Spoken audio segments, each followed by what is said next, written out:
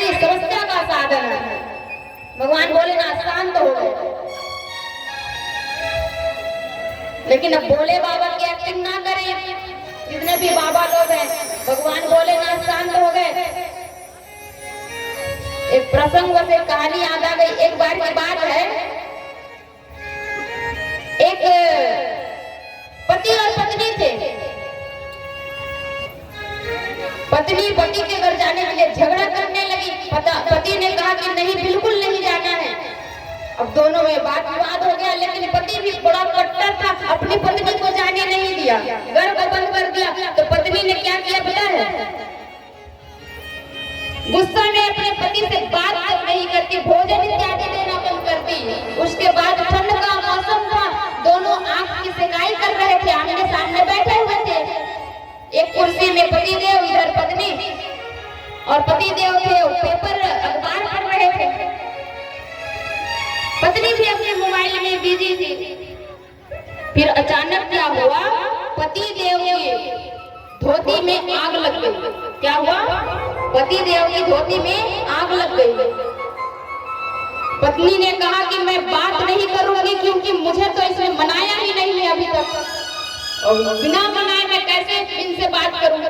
फिर सोचा यदि नहीं बताऊंगी तो मेरे पति कहीं मर ना जाएं, क्या उपाय करूं। तो पत्नी ने क्या कहा पता है?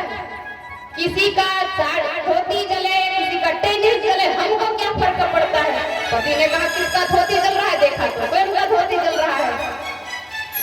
तो कहा कि भाई पत्नियों से ज्यादा पंगा लेना ठीक नहीं, आज कहीं मेरी मृत्यु ना हो जाए।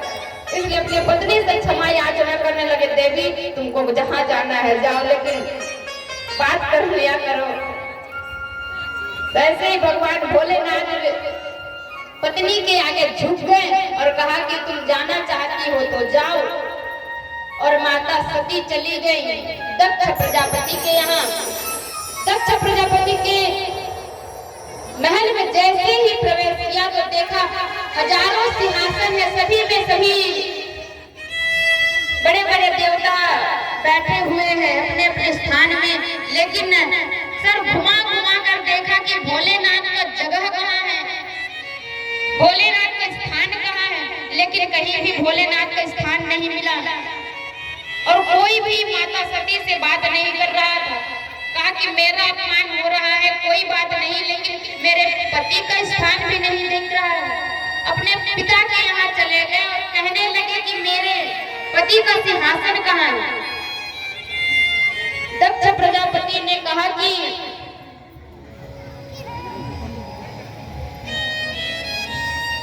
उस भिखारी के यहाँ कोई जगह नहीं है, भूत प्रेतों का यार है, उसका यहाँ कोई स्थान नहीं है। बहुत ही अपमान करने लगे। माता सती को बर्दाश्त नहीं हुआ, सहन नहीं कर पाए और चली गई योगाग्नि में जलकर भस्म हो गई। और कहा कि जो जो व्यक्ति भगवान भोलेनाथ की निंदा किया है या सुना है, वह उनके अनुकूल दंड भोगेगा। माता सती जब नहीं रही, भगवान भोलेनाथ को पता चला, अनेक गण आए और यज्ञ को विध्वंस किया। भगवान भोलेनाथ ने अपने सर से जटा को उखाड़ कर फेंका, जिसमें से वीरभद्र नाम का एक वीर उत्पन्न हुआ और वह जाके यज्ञ को विध्वंस किया। जैसे ही यज्ञ विध्वंस हुआ, दक्ष प्रजापति को सर को धड़ से अलग कर दिया। उसका जो सर था, मुखारविंद था, वो यज्ञ में आहुति दे दिया गया। सबको यथा अनुकूल दंड मिला। पूखा नाम का एक ब्राह्मण था, वो जब भगवान भोलेनाथ का अपमान हो रहा था तो मुस्कुराने लगा, इसलिए वीरभद्र ने उसके सारे दांत ही तोड़ दिए। भृगु मुनि के आधे दाढ़ी निकाल दिए, बाल काट दिए और सबको दंड दिए। रुदन करते करते भगवान भोलेनाथ आए और माता सती के संपूर्ण शरीर को रुदन करते करते यहाँ वहाँ फिरने लगे, भटकने लगे। ब्रह्मा जी ने कहा यदि भगवान शंकर की ऐसी दशा रहेगी तो प्रलय आ सकता है, इसलिए विष्णु ने अपने चक्र से माता सती के टुकड़े टुकड़े कर दिए। उसमें से योगाग्नि पीठ बनती गई, जिसको शक्ति पीठ कहा जाता है। और कहा जाता है शक्ति पीठ में जाकर आप पूजन अर्चना करें तो आपकी मनोकामना चंद समय में ही मनोकामना पूर्ण हो जाती है। इस प्रकार से माता सती की कथा का वर्णन वेदव्यास जी महाराज करते हैं। और माता सती ने कहा कि जब जब मैं इस धरा में आऊं, मैं भोलेनाथ से ही, भोले बाबा को ही पति बनाना चाहूंगी। और माता पार्वती का दूसरा जन्म हो रहा है। किनके यहाँ? माता पार्वती का दूसरा जन्म कहाँ होता है?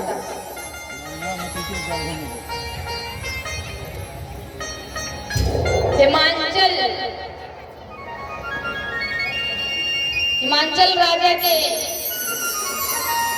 पत्नी मैना के गर्भ में उनका प्रागट्य हुआ। और जैसे ही माता हिमांचल की पुत्री के रूप में प्रकट हुई, उनका नाम रखा गया पार्वती। और जैसे ही पार्वती का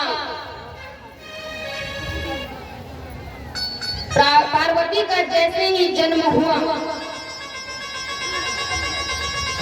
सुंदर उनके संस्कार किए। माता पार्वती जगत जननी है, उनका संस्कार किए। और संस्कार करना अति आवश्यक है। संस्कार कुछ ज्यादा ही नहीं होते हैं, केवल 16 संस्कार होते हैं। कितने संस्कार होते हैं? 16 संस्कार होते हैं। और उन संस्कार को यदि आप करते हैं तो निश्चित रूप से वो जो बालक जन्म लेगा वह अवश्य है प्रभावशाली, ज्ञानवान और देश विदेश में छाने वाला व्यक्ति उत्पन्न होगा। लेकिन आजकल बड़ी प्रथा चल रही है, जब बालक का जन्म होता है तो क्या करते हैं? उसका कुछ नहीं करते, बस साल में जब बालक को 1 वर्ष होता है, उसके बाद क्या करते हैं? उसके साथ उसका जब जन्मदिन आता है, उसी में उसका संस्कार को करते हैं। तो वह 1 साल पूरा अपवित्र रहता है, 1 साल अपवित्र रहता है, फिर भी उसका, और कहा जाता है अपवित्र जो व्यक्ति रहता है उसका खाना भी नहीं खाना चाहिए। लेकिन अब साल भर के बाद नामकरण संस्कार करते हैं। संस्कार 16 प्रकार के संस्कार होते हैं। जैसे कुछ संस्कारों के बारे में बताती हूँ। गर्भाधान संस्कार सर्वप्रथम करना चाहिए। गर्भाधान संस्कार सर्वप्रथम करना चाहिए। आपको यकीन हो गया, आप गर्भ स्थापित हो गया तो आप सुंदर ब्राह्मण को बुलाकर गर्भाधान संस्कार की पूजा कराओ, क्योंकि अति आवश्यक है। क्यों आवश्यक है पता है? क्योंकि पुराने ये जो हमारा शरीर है, ये अगले जन्म में हमने पाप किया होगा, पता नहीं हमने क्या क्या पाप किया होगा, तो वो गठरी चिपकी हुई होती है हमारे मन में, हमारी आत्मा में चिपकी हुई होती है। तो उससे छूटने के लिए 16 संस्कार करना अति आवश्यक है, जिससे जो पुराने गठरी होती है, गंदी गठरियां, वो खुल जाते हैं और नवजीवन प्रदान करते हैं। और यदि आप 16 संस्कार नहीं करोगे तो वो जो पुरानी बुरी संगति है उसी के आधार पे आप जीवन बिताने लगेंगे। इसलिए सबसे ज्यादा जरूरी है संस्कार करना अति आवश्यक है। गर्भाधान संस्कार हो गया, पुंसवन संस्कार हो गया, यज्ञोपवीत संस्कार हो गया, कर्ण छेदन संस्कार हो गया। सबको समयानुसार करोगे। आप सर्वप्रथम तो आप एक सुंदर ब्राह्मण को रख लीजिए और कहिए कि अब हमारा बालक होने वाला है, आपको कंफर्म हो गया कि गर्भवती है स्त्री, तो सर्वप्रथम गर्भाधान संस्कार कराओ, पुंसवन संस्कार कराओ।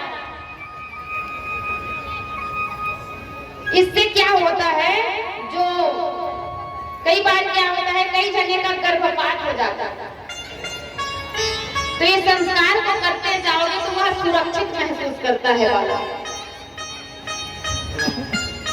तो 16 संस्कार के बारे में हम कल भी चर्चा करेंगे, आज इतने ही करते हैं क्योंकि ये अति आवश्यक है।